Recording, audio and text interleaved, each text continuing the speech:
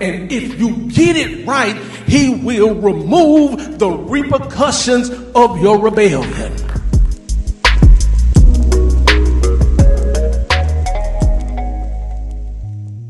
If you have a Bible or a device with a Bible on it, would you turn it to 2 Kings chapter 8? 2 Kings chapter 8, verses 3 through 6. 2 Kings chapter 8, verses 3 through 6. We're carrying a series entitled Extra. And we're talking about how extra God is. You thought the people in your life were extra, but God is extra. He does above and beyond what we could fathom or imagine according to the power that works in us. He's extra. First sermon we preached in this series was a sermon entitled, "It Left a Bad Taste in My Mouth." I was absent last Sunday, but I heard Pastor Flores did an excellent job as he talked about it's bigger than we can imagine. And today, if you will allow me to do so, I want to preach this text, and I want to preach from the topic, you can't count. 2 Kings chapter 8, starting in verse 3, it reads, "When the woman returned from the land of the Philistines at the end of 7 years, she went to appeal to the king for her house and field. The king had been speaking to Gehazi, the attendant of the man of God, saying, 'Tell me all the great things Elisha has done.' While he was telling the king how Elisha restored the dead son to life, the woman whose son had restored to life came to appeal to the king for her house and field. So Gehazi said, 'My lord the king, this is the woman, and this is the son Elisha restored to life.' When the king asked the woman, she told him the story. So the king appointed a court official for her, saying, 'Restore all that was hers, along with all the income from the field, from the day she left the country unto now.'" Once again, I want to preach. I want to tag this text with the topic, you can't count. You may be seated. It all makes sense in a minute. You can't count. Dyscalculia is a disorder that makes it difficult to learn or comprehend arithmetic. With it includes a difficulty in manipulating numbers and learning how to calculate mathematics. This disorder is seen as the mathematical equivalent to dyslexia. Simply put, someone who wrestles with dyscalculia can't count. And the question that I need to ask you at 11:15 in the morning is, can you count? Can you count how many times God has showed you mercy? Can you count how many times God has let you make it? Can you count how many times God has showed you his grace, glory, goodness, and greatness? Here it is. Can you count how many times God has blessed you in spite of you? In 2 Kings chapter 8, Gehazi is the man who is front and center, and guess what? He can't count. He can't count how good God has been to him. As a matter of fact, in order to correctly calculate God's goodness in his life, we need to do some backtracking and go to 2 Kings chapter 5. It's there that we find out that greed had got the best of Gehazi. It's going to make sense in a minute.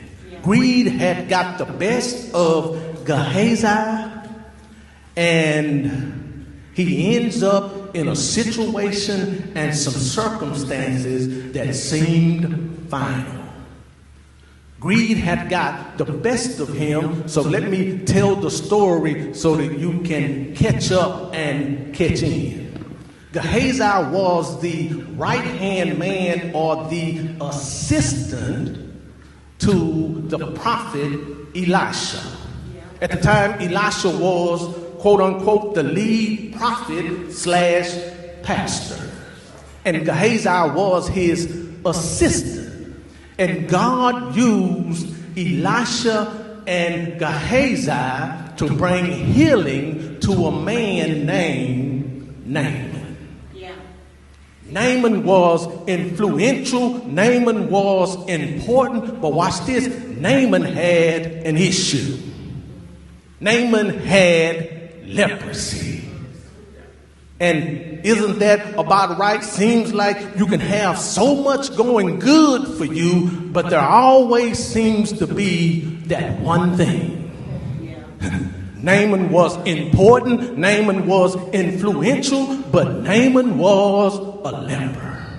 He had that one thing, but God used the tag team duo of Gehazi and Elisha to bring healing and wholeness to Naaman's life. I'm just telling the story. He used that tag team duo to bring healing and wholeness to Naaman's life. And as a result, Naaman wanted to bless them. Naaman wanted to look out for them financially. But the prophet Elisha, the lead prophet, the lead pastor, said, as the Lord lives, we will not take anything from you. That's right. That was a wise decision on the behalf of Elisha because it kept Naaman in God's debt rather than Elisha being in Naaman's debt. Okay, so they brought healing, they brought wholeness to Naaman's life. Naaman wanted to return the favor. Elisha says, no, we don't want your finances. We don't want what you're trying to offer. God did it, and that settles it. But Gehazi had a different perspective on the matter. He had a different outlook. I'm just telling the story. Gehazi had a different outlook on the situation. He felt as if Elisha had let Naaman off the hook lightly. And because he felt this way, watch what he does. He loops back around by himself. Goes up to Naaman, and he says, my master has changed his mind, and he wants you to give me 75 pounds of silver and 2 sets of clothing. He took matters into his own hands, went back to Naaman without Elisha knowing, and told Naaman, my master sent me back. My lead pastor sent me back. My lead prophet sent me back. And he says, give me 75 pounds of silver and 2 sets of clothing because we have had 2 prophets come in town from Ephraim. And of course, all of this was a lie. And I wish I had time to talk about when leaders lie. Come on now. All of it was manipulation, and I wish I had time to talk about when leaders manipulate. But perhaps that's another sermon for another season. But he lied. He manipulated the situation. Here it is. He rebelled. Not just against the man of God, but against God himself. And perhaps he did it because he was tired of being number two. You see, it takes a special type of person to be trusted to be number two. Perhaps he was tired of being number two, and that's why he did it. Perhaps he was tired of standing in the shadows of a mighty man of God, so he took matters into his own hands. Regardless of why he did it, he did it. And he did it through, watch this, deception. He's a man of God, but he's operating in deception. He did it through deception. But look at the other man of God. When he did it and did it through deception, Elisha discerned it. Study the text for yourself. You'll find out that Elisha discerned it. And basically told him, did I not go with you when you went? In other words, I wasn't there, but I was there. He discerned what he had did, and he made a declaration over the life of Gehazi. Here's the declaration he made. He said, the leprosy from Naaman will now cling to you and your family for the rest of your life. Gehazi got caught up in greed. He was chasing coins, and the consequences affected not just him, but his entire family. Greed got him caught up.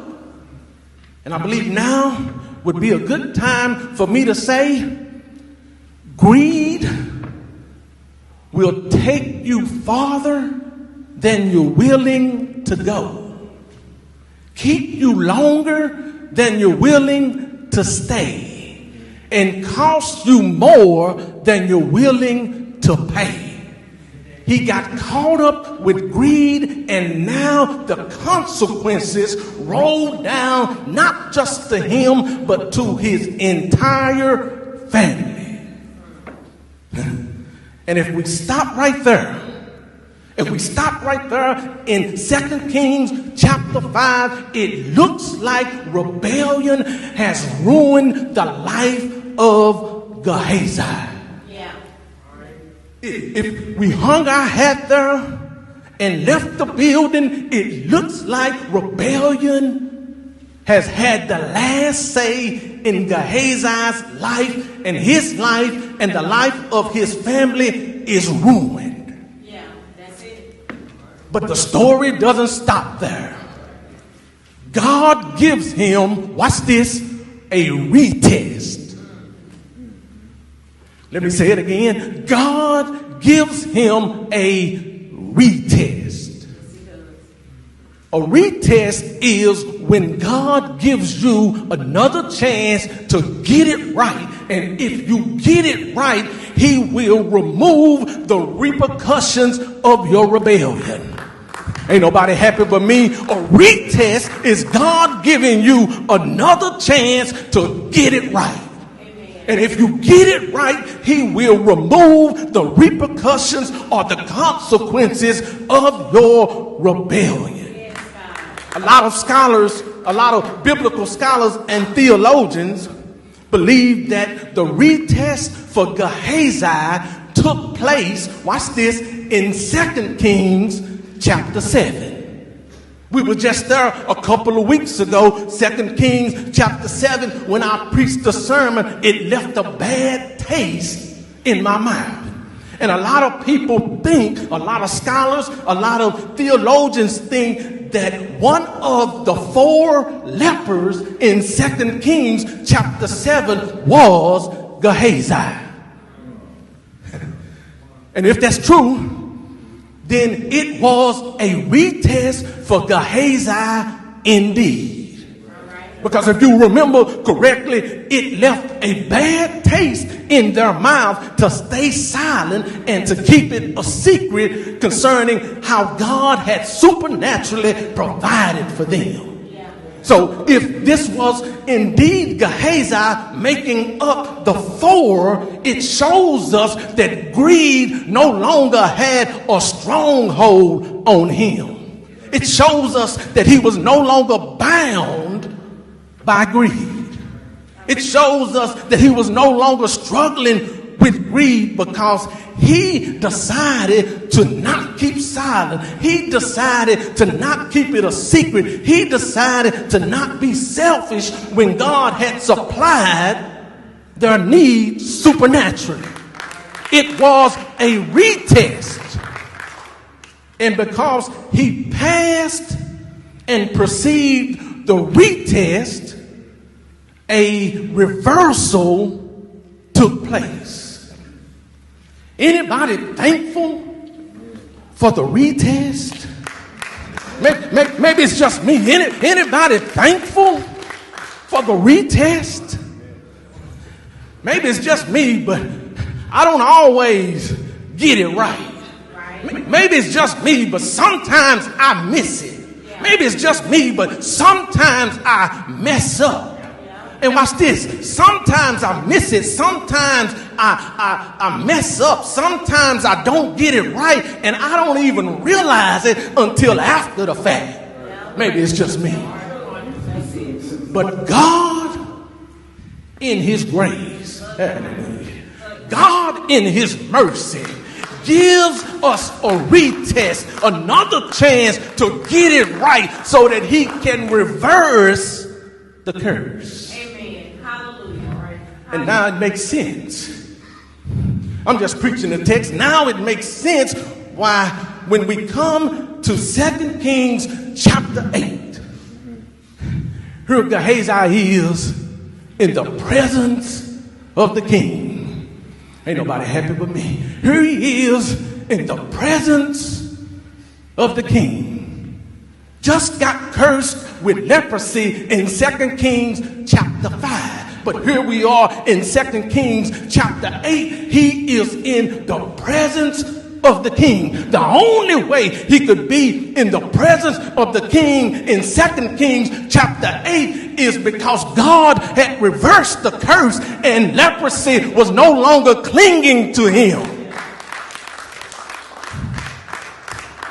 The retest caused restoration to come forth in his life. Hallelujah. The retest caused restoration to come forth in his life. Here's what Dr. Tony Evans says about a retest. He says, God sometimes gives us a retest to offer us an opportunity to reverse the consequences of our sin. He gives a retest to offer us an opportunity to reverse the consequences of our sin. God gave Gehazi a retest. In chapter 7, he passed the retest, and because he passed and perceived the retest, God reversed the consequences of his sin. God reversed the curse. And when God reversed the curse, he was able to be in the presence of the king in 2 Kings chapter 8. God reversed the curse. Restoration took place. And now he's in the presence of the king. testifying, sharing his testimony, talking on the behalf of the goodness of God. He's in the presence of the king when he had just been cursed 2 chapters ago. Yeah. But then you get to chapter 8. Come on now. And he's in the presence of the king. And the king begins to ask him questions. But I don't want to move too fast because you need to see in this entire scenario, in this entire story, that God is extra. God is so extra. You see, not only had the famine been removed from Samaria, not only had food and finances been restored, not only had the consequences and conditions of Gehazi been removed, but when you look at the text, you will see that a woman's land, house, and all the money that came from the house was given back. God is so extra.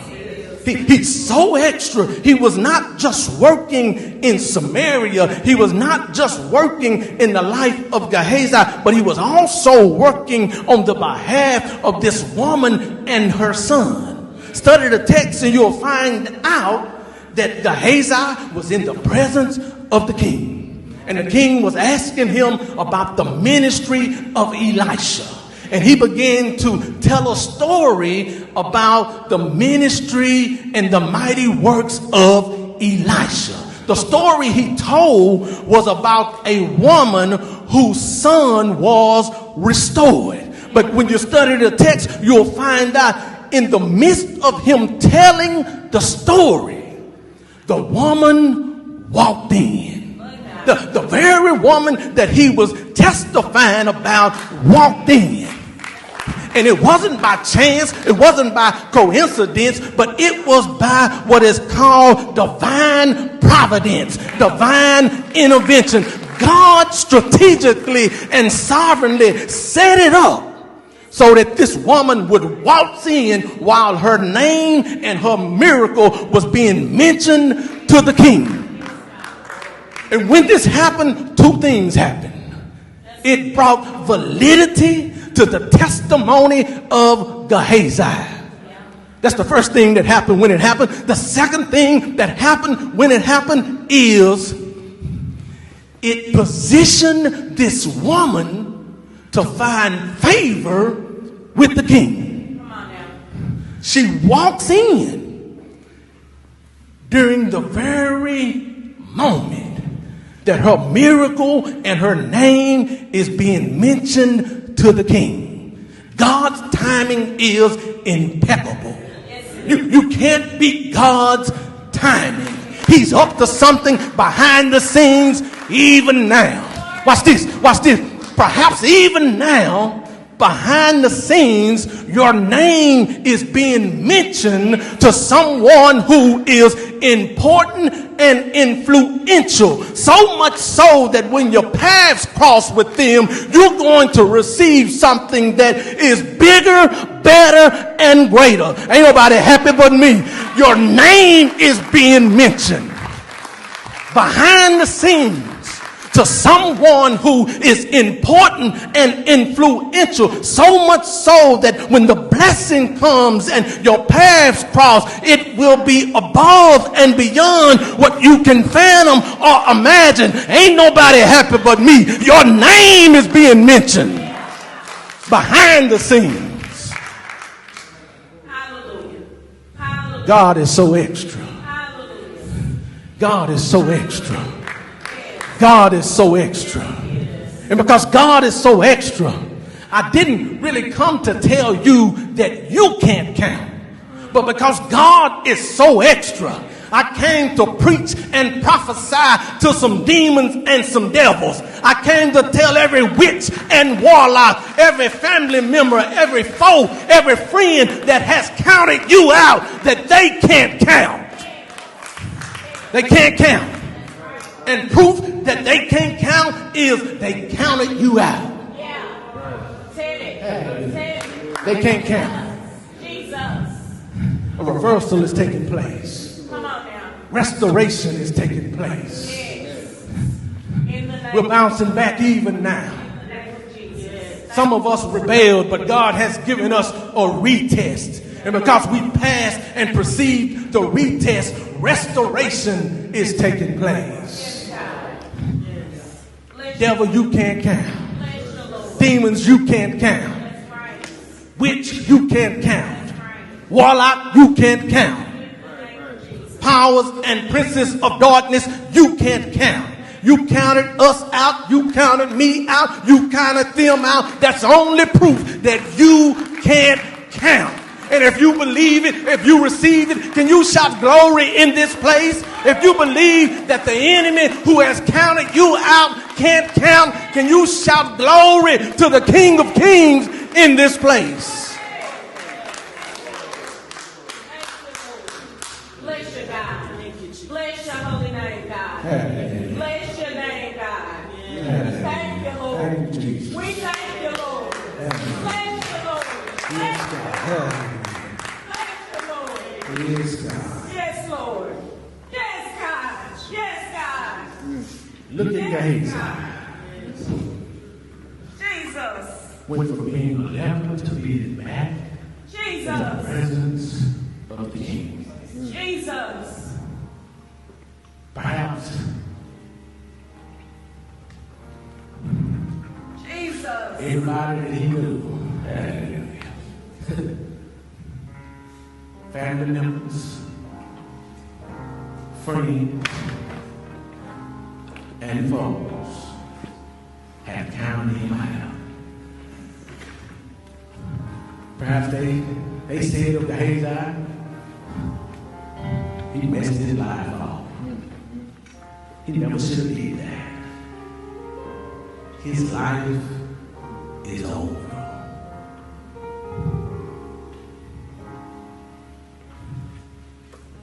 They counted him out. Said all type of things, and the sad part about it, perhaps some of the things they said were true. They counted him out. But that was just 2 Kings chapter 5. But look at God in 2 Kings chapter 7 with the retest. In 2 Kings chapter 8 with the restoration. I don't know who I'm talking to, but I believe you're in this building. They counted you out. They said you wouldn't make it. They said your life was over.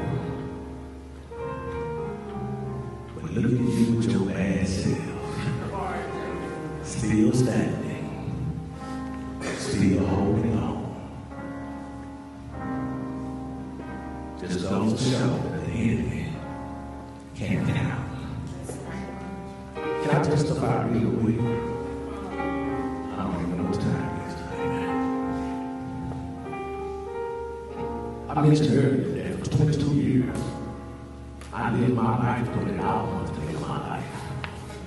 I did what I thought I was big enough and bad enough to do. For 22 years, I did my own thing, my own way. But then God got a hold of me, rearranged me, changed me, and began to use me for His glory. During that time, there were several people that counted me out. But they counted me out. When I answered my call to preach, they counted me out. Some of them even said, I heard he gave his life to the Lord. I heard that he's making a change, but I believe it's too late. And the sad part about it, some of it came from preachers. But watch God with his extra self. One of the very preachers, hear me wait, pick that down for me, please. One of the very preachers that had counted me out. One of the very preachers that said it was too late. That was one of the first churches I preached at when I answered my call to preach. So the very one who counted me out had to acknowledge that apparently the curse had been reversed and restoration had taken place. Amen. Would you stand?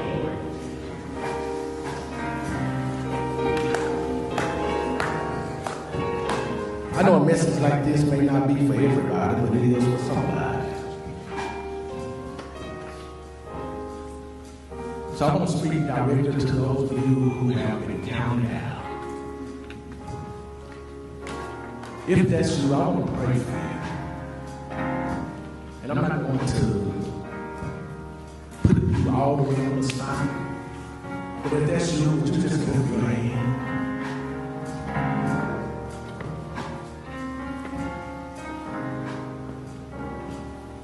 Father, in the name of Jesus, you see every lifted hand. You know, God, that they've been counted out. Perhaps by foes, perhaps by family members, perhaps by friends.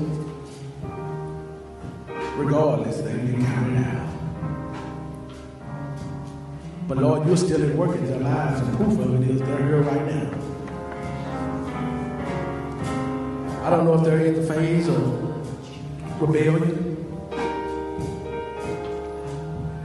Or perhaps they're in the phase of the retest. But Father, get them to the phase of restoration. Get them to the place of reversal. Get them to that place where they can look whomever in the eye and declare unto them, you can't count. The proof of it is you counted me out. But I'm still standing. Meet them where they at, God. Keep them from putting a period when you found a place to come. Thank you for hearing this prayer. Thank you for honoring their faith. Thank you for being good. In Jesus' name we pray. And the church said, amen. I want to do something else real quick. Pastor Jimmy, will you come? If you're having a hard time during these holidays because of loss, because of hurt, because of pain, we want to pray for you. We want you to come to this altar. I know personally it's a difficult time for me. I think about my mom every time she goes. But there may be someone else on the sound of my voice that you just need someone to lay hands on you and pray for you. Because this year is a very difficult time for you, specifically for you. If you're in this building, we want to offer that type of prayer for you. Would you come? I wouldn't need it if I didn't. There was someone here. Yes, God. Yes, God.